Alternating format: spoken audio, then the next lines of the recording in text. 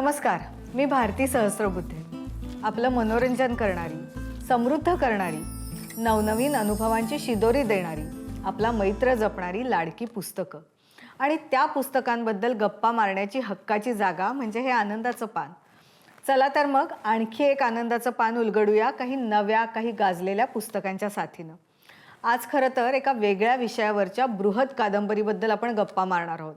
आणि उन्हाळ्याच्या सुट्ट्या लागल्यात, त्यामुळे या छोट्या वाचकांसाठीही आजच्या आपल्या कार्यक्रमात पुस्तकांची मेजवानी आहे.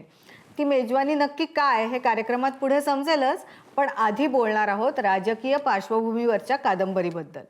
ज्येष्ठ लेखक रवींद्र शोभणे यांच्या होळी या कादंबरीविषयी आज आपण गप्पा मारणार आहोत. लेखक रवींद्र शोभणेंना एक ज्येष्ठ कादंबरीकार म्हणून आपण ओळखतो. गेल्या काही वर्षात त्यांनी पडघम आणि अश्वमेध अशा 2 कादंबऱ्या लिहिल्या. या दोन्हीची पार्श्वभूमी राजकीय आहे आणि याच मालिकेतली तिसरी कादंबरी आहे होळी. या 3ही कादंबऱ्या भारतीय स्वातंत्र्यानंतरच्या एकेका कालखंडाबद्दल आहेत. 1975 ते 2000 असा 25 वर्षाचा काळ या कादंबऱ्या चित्रित करतात. या 3 पैकी नुकतीच प्रकाशित झालेली कादंबरी आहे होळी. तेव्हा या कादंबरीबद्दल गप्पा मारूया लेखक रवींद्र शोभणे यांच्याशी. शोभणे सर, खूप खूप स्वागत तुमचं आनंदाचे पान या कार्यक्रमात. धन्यवाद मॅडम. जसं मी सुरुवातीला उल्लेख केला की हा कालखंड आहे आणि या कालखंडाबद्दल त्यातल्या राजकीय घटना, सामाजिक घटना या सगळ्यांचा समावेश या कादंबरीमध्ये आहे, किंबहुना या 3 कादंबऱ्यांमध्ये. तर लेखकाची या कादंबऱ्यांबद्दलची भूमिका काय, इथपासून आपण खरं तर आपल्या या मुलाखतीला सुरुवात करूया. तेव्हा तुमची भूमिका काय हे तुम्ही सांगावं आधी. साधारणतः या 3ही कादंबऱ्यांचा कालखंड जो आहे तो 1975 ते 2000 असा कालखंड आहे.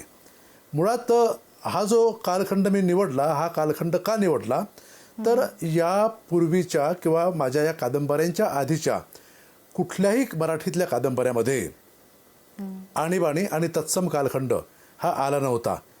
काही कादंबऱ्यामध्ये तो आलेला आहे, पण तो अल्पांशाने आलेला आहे. उदाहरणार्थ संधिकालमध्ये आणीबाणीचा कालखंड येतो, ताम्रपटमध्ये येतो, पण तो कालखंड इतका प्रकर्षानं आणि त्या कालखंडाचं आणि त्या आणीबाणीच्या एकूणच संदर्भातील आपल्या जगण्यावर होणाऱ्या परिणामांचं चित्रण या कादंबऱ्यांमध्ये पुरेशा प्रमाणात होत नाही असं मला जाणवलं आणि म्हणून हा कालखंड मला घ्यावा असा वाटला. हा कालखंड घेताना हा 25 वर्षाचा कालखंड केवळ एका पुस्तकामध्ये येईल किंवा एकच व्हॉल्यूममधील असं सुरुवातीला वाटत होतं, पण नंतर असं जाणवलं की आणीबाणीचा कालखंड लिहिता लिहिताच साधारणतः 350 पानापर्यंतचा तो कालखंड आला आणि त्यानंतर मग मी या कादंबरीचा किंवा हा जो आशय होता, हा जो कालखंड होता, या कालखंडाची विभागणी कालानुसार केली. 1975 ते 1984 म्हणजे आणीबाणी ते इंदिरा गांधीची हत्या हा पहिला कालखंड. तो कालखंड पडघममध्ये येतो. त्यानंतर 1984ला राजीव गांधी पंतप्रधान होतात. तिथून तर राजीव गांधीची हत्या हा कालखंड अश्वमेधमध्ये येतो आणि त्याच्यानंतर गांधी घराण्याचा पंतप्रधान हा इथे थांबतो आणि त्यानंतर गांधीतर घराण्याची सत्ता ही भारतीय राजकारणामध्ये येते. तो कालखंड 1991 ते 2000 हा कालखंड हा होळीचा कालखंड. या 3ही कालखंडांचा अशा प्रकारे या कादंबरीमध्ये त्रिखंडात्मक कादंबरी म्हणून मी विचार केला. या संबंध 3ही कालखंडामध्ये हा विचार करताना प्रत्येक कालखंडाचा एक स्वतंत्र असा एक कादंबरीचा ऐवज किंवा ही कादंबरी एक स्वतंत्र अशी कादंबरी वाटावी अशी सुद्धा आहे. शिवाय ही कादंबरी ही संबंध एका सूत्रात गुंफलेली कादंबरी अशी सुद्धा ती कशी होऊ शकेल ह्या संदर्भातला मी विचार ह्या संदर्भात केला आणि म्हणून ही कादंबरी किंवा ही कादंबरी त्रयी मला असं वाटतं की माझ्या तरी दृष्टीनं मराठीतली एक महत्त्वाची कादंबरी त्रयी आहे. कारण की पृष्ठसंख्येच्या दृष्टीनं ही कादंबरी त्रयी जवळजवळ 2000 पानांच्या वर आहे. अच्छा, एवढी मोठी कादंबरी आणि एवढा मोठा कालखंड मराठी कादंबरीमध्ये चित्रित करणारी क्वचितच ही कादंबरी त्रयी आहे असं एक लेखक म्हणून मला वाटतं. शोभणे सर, खरं तर तुम्ही कुठला कालखंड घेतलाय आणि सामाजिक किंवा राजकीय घटना कुठल्या कुठल्या आहेत याचा उल्लेख केला. मात्र जेव्हा आपण कादंबरी म्हणतो त्याला एक कथा असते, तर ती कथा तुम्हाला कुठे सापडली आहे? कथेचा नायक कोण आहे? म्हणजे अर्थात तुम्ही गोष्ट सांगू नये, वाचकांना ती वाचायला मिळावी. मात्र एक उत्सुकतेपोटी प्रश्न विचारते की नक्की मग हा जो कालखंड आहे त्यात ती कथा कशी गुंफली गेली आहे आणि त्यामागचा तुमचा विचार कसा आहे? बरोबर आहे. मुळात या कादंबरीला सलग असं कथानक नाही. या कादंबरीचा, तिन्ही कादंबऱ्यांचा आणि त्यातल्या त्यात होळीचा सुद्धा एक कुठला एक नायक नाही आहे. अच्छा. व्यक्तिनिष्ठ मांडणीपेक्षा एक समष्टिनिष्ठ मांडणी आणि समाजदर्शन हा या तिन्ही कादंबऱ्यांचा एक मध्यवर्ती असं एक मध्यवर्ती सूत्र आहे किंवा मध्यवर्ती धागा आहे. आणि एक संबंध या माणसांच्या आणि या माणसांच्या वर्तनाच्या मागे एक सत्ता आणि सत्ता पिपासा ही अतिशय महत्त्वाची गोष्ट आहे. आणि या सत्ता पिपासेच्या अंगाने ही कादंबरी उभी राहते आणि त्या कादंबरीमध्ये येणारे कॅरेक्टर्स हे अनेक आहेत. म्हणजे समष्टीदर्शक कादंबरी असं या कादंबरीला म्हणता येईल. आणि म्हणून एक कुठलाही नायक या कादंबरीत नाही आहे. बहुतेक कॅरेक्टर्स हे या कादंबरीच्या संबंध पटावर जे उभे आहेत ते त्या काळाचे प्रतिनिधी म्हणून उभे आहेत. आणि या काळाचं प्रतिनिधित्व ही कॅरेक्टर्स वेगवेगळ्या पातळीवर वेगवेगळ्या पद्धतीने करताना दिसतात आहेत. शोभणे सर, खरं तर आता आपल्या या ज्या गप्पा सुरू आहेत त्यानंतर उत्सुकता खूप वाढते. जेव्हा आम्ही या तीनही कादंबऱ्यांबद्दल म्हणा किंवा त्रिखंडात्मक एक कादंबरी म्हणूया त्याच्याबद्दल जे वाचलं तेव्हा राजकीय कादंबरी किंवा राजकीय पार्श्वभूमीवरची कादंबरी असं प्रत्येक ठिकाणी वाचायला मिळालं. तर मनात थोडंसं वाटतं की अरुण साधूंच्या जी पुस्तकं होती किंवा त्या पद्धतीची तर ही नाही ना. मात्र आता आपण गप्पा मारतोय तेव्हा असं वाटतंय की तो जो सगळा कालखंड आहे त्या कालखंडातलं समाज जीवन यात येत आहे का? तर तुम्ही काय सांगाल? राजकीय घटना त्यात तुम्ही चित्रित केल्या आहेत की त्या राजकीय घटनांच्या पार्श्वभूमीवरचं समाज जीवन? नाही, मुळात कसं आहे की राजकीय आणि सामाजिक ह्या दोन गोष्टी आपण अगदी अशा स्वतंत्र करू शकत नाही. राजकीय आणि सामाजिक हे आपल्या समाजाचं एक अभिन्न असं एक अंगच आहे. म्हणजे राजकारणात समाजकारण येतं, समाजकारणात राजकारण येतं. आणि त्यामुळं मुख्य जो धागा आहे तो एक राजकीय घटनांचा आहे. आणि या राजकीय घटनांच्या माध्यमातून समाजातील ज्या काही घटनांचे पडसाद, उदाहरणार्थ होळीमध्ये येणारा रामजन्मभूमीचा संदर्भ किंवा बॉम्बस्फोटाचा संदर्भ किंवा अशा प्रकारचे जे संदर्भ आहेत हे संदर्भ केवळ राजकीय नाही आहेत. राजकीय उद्दिष्टातून ह्या घटना घडतात, पण त्याचे जे दूरगामी परिणाम आहेत ते त्याचे दूरगामी परिणाम आपल्याला सामाजिक आणि व्यक्तिगत जीवनात अधिक प्रमाणामध्ये जाणवतात. त्यामुळं केवळ एक राजकीय अशा अंगानं आपण आपल्या समाजाचं, आपण आपल्या व्यक्तिगत जीवनाचं किंवा आपण आपल्या भवतालाचं कधीही वर्णन करू शकत नाही. तर एकाच वेळेला कुठलाही प्रश्न हा सामाजिक, राजकीय, सांस्कृतिक आणि भावनिक अशा अंगानं तो तपासून पाहता येतो. आणि याच पद्धतीनं या घटनांचा अन्वयार्थ या तिन्ही कादंबऱ्यांमध्ये मी लावण्याचा प्रयत्न केला. आणि त्यातून असं एक जाणवलं की माणसं आणि माणसांची मुळं ही अशा पद्धतीच्या घटनांमध्ये आणि त्या पद्धतीतून निर्माण होणारे किंवा त्या परिप्रेक्ष्यातून निर्माण होणारे जे प्रश्न आहे त्या प्रश्नांमध्ये अधिक खोलवर गुंतलेले असतात. आणि त्या प्रश्नांचा वेध घेणं हे या त्रिखंडात्मक कादंबरीचं ट्रिलॉजीचं एक प्रमुख असं एक उद्दिष्ट होतं असं मला वाटतं. तुम्ही जो संदर्भ दिला अरुण साधूंच्या कादंबऱ्यांचा, अरुण साधूंची मुंबई दिनांक ही केवळ राजकीय कादंबरी म्हणता येणार, ती कादंबरी महानगरीय कादंबरी आहे किंवा त्यांची सिंहासन कादंबरी ही राजकीय रूपक आहे.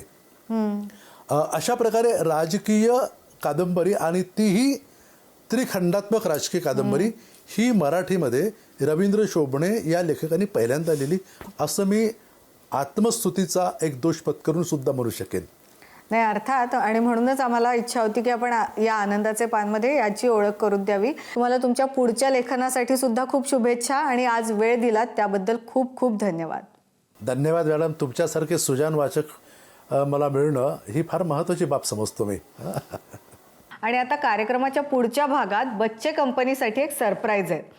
उन्हाळ्याच्या सुट्ट्या लागल्यात, मुलांच्या हातात कायम टीव्हीचा रिमोट किंवा मोबाईल पाहून वैतागलेल्या पालकांसाठी आणि मुलांसाठी आज एक विशेष कार्यक्रम आहे.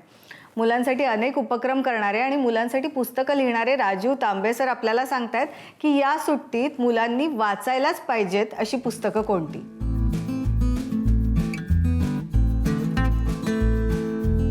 एवढा मोठा पुस्तकांचा गठ्ठा घेऊन मी ते बसलोय तुम्हाला गमती सांगायला. तर पहिलं पुस्तक तुम्ही कुठलं वाचलं पाहिजे, तर तुम्ही वाचलं पाहिजे तोत्तो चान. वाचलंय की तुम्ही? खूप छान पुस्तक आहे तोत्तो चान. तेत्सुई आणि कुरियागिशीचं पुस्तक आहे. कुठलंही पान उघडून वाचायला सुरू करू आपण अडकून जातो असं हे पुस्तक आहे. वाचायलाच पाहिजे हा तोत्तो चान पुस्तक. मगाशी मी तुम्हाला म्हटलं की स्वतःहून शिकण्यासाठी, स्वतःहून शोधण्यासाठी सुद्धा आपल्याला काही ना काही करायचं आहे. त्याच्याकरता ही 2 पुस्तकं आहेत. गंमत शाळा या पुस्तकांमध्ये 66 शून्य खर्चाचे विज्ञानाचे प्रयोग आहेत. शून्य सीखना है तो दिमाग खर्चा करो, पैसा मत खर्चा करो.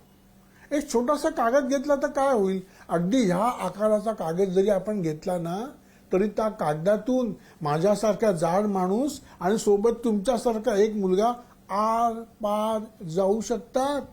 खरंच हाच प्रयोग दिलाय. बघा ना, मी चित्र पण दिलंय याच्यावरती. असे खूप प्रयोग आहेत. एक लिंबू घेतला तर 4 प्रयोग कुठले करता येतील.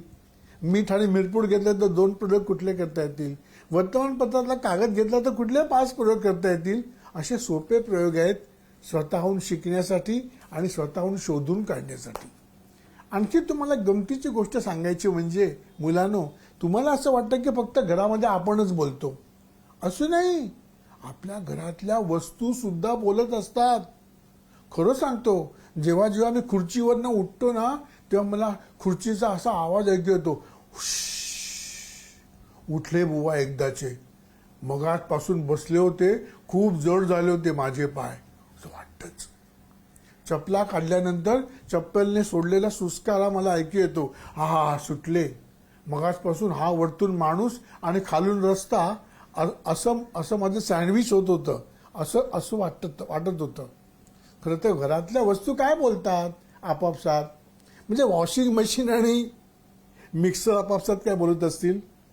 टूथपेस्ट आणि ब्रश, पंखा आणि ट्यूबलाईट हेच सांगणारी ही 2 पुस्तकं आहेत बरं. याचं नाव आहे चोळके कुटुंबीय.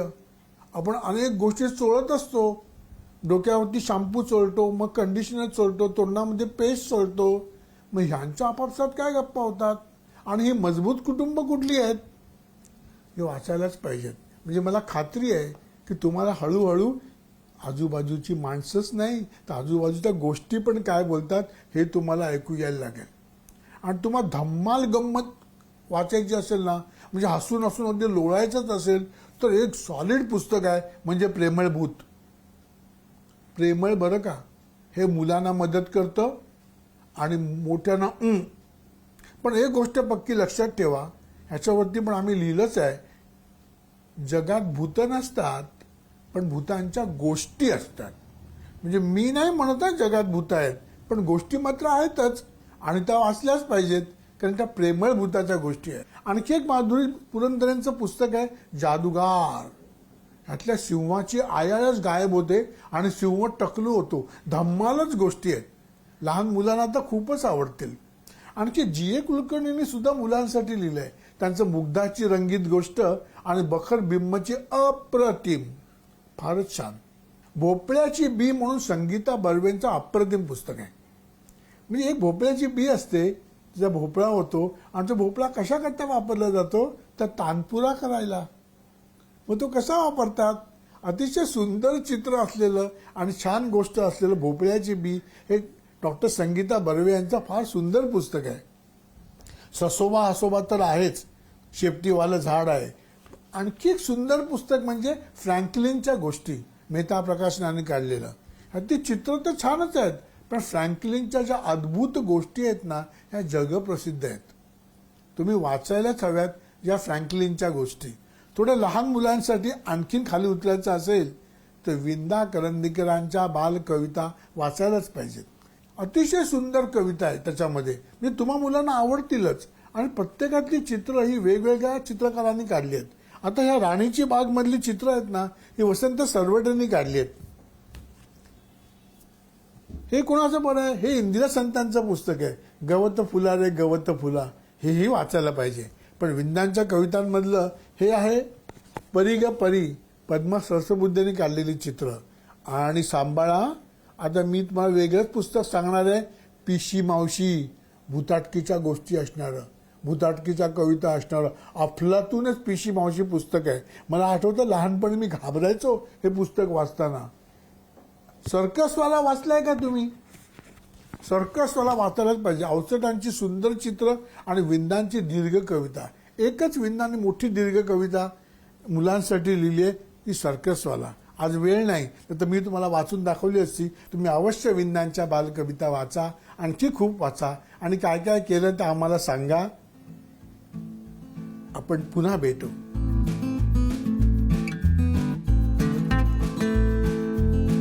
आणि आता वळूया आणखी एका वेगळ्या पुस्तकाकडे. आपण बोलणार आहोत महाराष्ट्राला सुपरिचित असलेल्या एका व्यक्तिमत्वावरच्या पुस्तकाबद्दल. नायगावकरी असं पुस्तकाचं नाव. कवी अशोक नायगावकर यांच्या कविता आणि ललित लेखनाचा संग्रह नुकताच प्रकाशित झालाय. याचं संपादन महेश केळुसकर आणि श्रीकांत बोजेवार यांनी केलंय. या पुस्तकाबद्दल कवी नायगावकर, महेश केळुसकर आणि श्रीकांत बोजेवार यांच्याकडूनच जाणून घेऊया.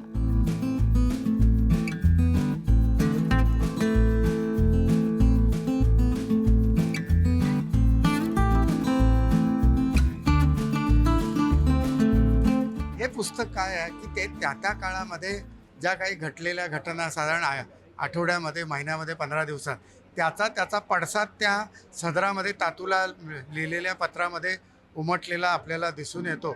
आणि त्याचं नंतरच्या काळात त्या मूळ घटना माहीत असतील नसतील तर कदाचित त्याचं हे महत्त्व इतक्या वर्षानंतर एखाद्या वेळेला कमी झाल्याचं वाटू शकतं. पण त्यात सार्वकालिक काही ज्या घटना आहेत त्या मात्र निरंतर आनंदच देत राहणार राहतात.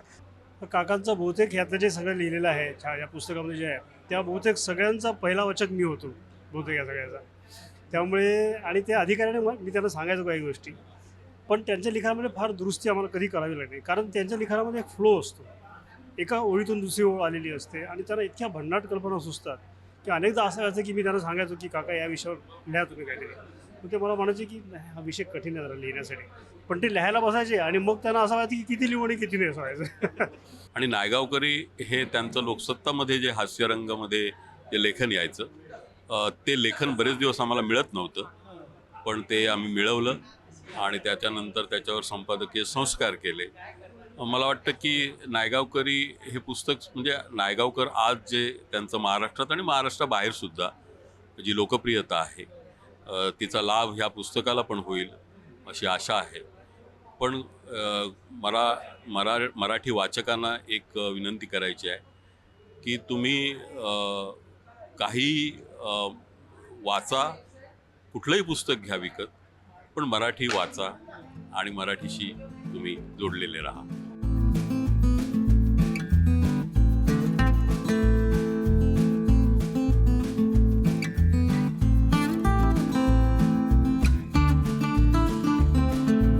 लोकप्रिय 5 पुस्तकांबद्दल आज सांगणार आहेत राजहंस पुस्तक पेठेचे संचालक संजय भास्कर जोशी. पुस्तक पेठ आणि राजहंस नुकतेच एकत्र आले आणि त्यानंतर पुण्याची पुस्तक पेठ आता राजहंस पुस्तक पेठ झाली आहे. तेव्हा याच पेठेतून आजचं टॉप 5. तर रसिक हो, यावेळेचं पहिलं पुस्तक खरं म्हणजे 3 कादंबऱ्यांचा संच आहे. अतिशय उत्तम वाचनीय असा चाणक्य, चंद्रगुप्त आणि अशोक यांच्या जीवनावर अशी त्रिधारा 3 कादंबऱ्या आहेत. या पाटलीपुत्राचे राजपुत्र, तक्षशिला, पाटलीपुत्र झंझावात आणि कलिंग संहाराचा न्याय अशा या 3 कादंबऱ्या आहेत. लेखक आहेत श्रेयस भावे आणि यांचे अनुवाद केले आहेत वैशाली जुंद्रे, अनघा नाटेकर आणि शिरीष सहस्त्रबुद्धे यांनी. अत्यंत वाचनीय अशा या 3 कादंबऱ्या जरूर वाचायला हव्या. रसिक हो, राजहंस पुस्तक पेठेत ग्रंथांची अनेक दालनं आहेत. अशी 4 दालनं आमच्याकडे आहेत. आता हे दालन कथा, कादंबरी, अनुवाद, चरित्र, वैचारिक ग्रंथ आणि इंग्लिश पुस्तक यांचं दालन आहे. तर यावेळची दुसरं पुस्तक आहे एक उत्कृष्ट कादंबरी, आपले रवींद्र शोभणे यांची ही कादंबरी होळी. तुम्हाला आठवत असेल त्यांनी 3 कादंबऱ्यांचा संकल्प सोडला होता. त्यापैकी पडघम ही आधी आली होती आणि आता ही तिसरी कादंबरी आली आहे होळी. अत्यंत महत्त्वाकांक्षी अशा प्रकल्पातली ही तिसरी कादंबरी आवर्जून वाचायला हवी. 75 ते 2000 हा कालखंड त्यांनी जिवंत केला आहे. रवींद्र शोभणे यांची कादंबरी होळी उत्तम कादंबरी, जरूर वाचा. रसिक हो, आणि हे आमचं राजहंस पुस्तक पेठेचं दालन आहे. बालसाहित्य, चरित्रात्मक ग्रंथ गांधी, आंबेडकर वगैरेंचे, किंवा इतिहास, आणि 2 मोठी कपाटं कविता, नाटकं अशी आहेत. तर यावेळेचं पुढचं पुस्तक आहे अतिशय उत्तम असं अरविंद व्यंकटेश गोखले यांनी लिहिलेलं टिळक पर्व. टिळकांच्या आयुष्यातल्या शेवटच्या वर्षाचं अतिशय उत्कृष्ट चित्रण करणारे पुस्तक जरूर वाचायला हवं आपण.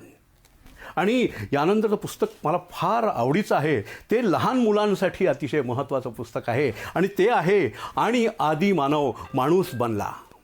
मुलांना आपला इतिहास काय, मानववंशशास्त्र काय, हे निरंजन घाटे यांनी अतिशय सोप्या शैलीत उत्तम प्रकारे समजावून सांगितलं आहे. जरूर आपल्या मुलांना वाचायला द्या हे पुस्तक. रसिक हो, आणि हे राजहंस पुस्तक पेठेतलं दालन आहे. समीक्षा ग्रंथ, ललित आणि विज्ञानविषयक ग्रंथ, तसेच धार्मिक ग्रंथ, हिंदी पुस्तकं, अशा पुस्तकांचं दालन आहे. आणि म्हणून यावेळचं शेवटचं आणि 5वं पुस्तक आहे एक अतिशय उत्कृष्ट असं आत्मकथन, caste matters. Doctor Suraj Milind Yengde यांचं हे पुस्तक जातीविषयक अतिशय मूलभूत चिंतन, अतिशय आत्मीयतेने आणि अतिशय विलक्षण बुद्धिमानतेने लिहिलेलं हे पुस्तक आपण जरूर वाचायला हवं. तर रसिक हो, ही आहेत यावेळची 5 पुस्तकं, जरूर वाचा. तर ही होती या आठवड्याची टॉप 5 पुस्तकं. आजच्या भागात आपण उन्हाळी सुट्ट्यांचा विचार करून बालवाङ्मयाचा समावेश केला होता. या नव्या पिढीला वाचनाची गोडी लावण्याची जबाबदारी आपली आहे, तेव्हा अगदी जरूर आज उल्लेख झालेली पुस्तकं मुलांना आणून द्या, त्यांना ती वाचून दाखवा, आणि तुम्हीही वाचत राहा. धन्यवाद.